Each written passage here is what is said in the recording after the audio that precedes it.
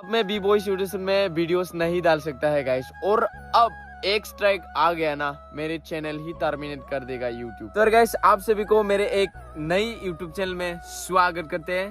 तो यार मेरे को अनफॉर्चुनेटली ये चैनल खोलना ही पड़ा, जो कि मैं सोच रहा था कि अरे यार अच्छा खासा एक टाइम देख के एक सेकंड चैनल खोल लूंगा। बहुत सारे लोग बोल रहा था कि सेकंड चैनल खोलो भाई, सेकंड चैनल खोलो।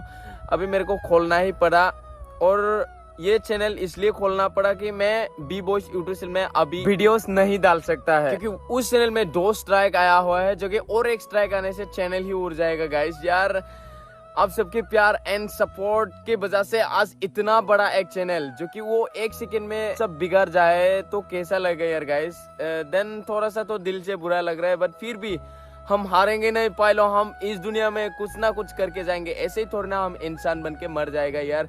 कुत्ता भी तो जी रहा है जिंदा भाई, कुछ भी खा के कुछ भी पी के, बट हम ऐसे कुछ कर जाएंगे जो कि कभी किसी ने सोची भी ना है। और करना है हर किसी को, हर किसी इंसान को करना चाहिए, चाहे वो छोटा या बड़ा, सबको कुछ ना कुछ करके जाना ही चाहिए इस दुनिया से भाई।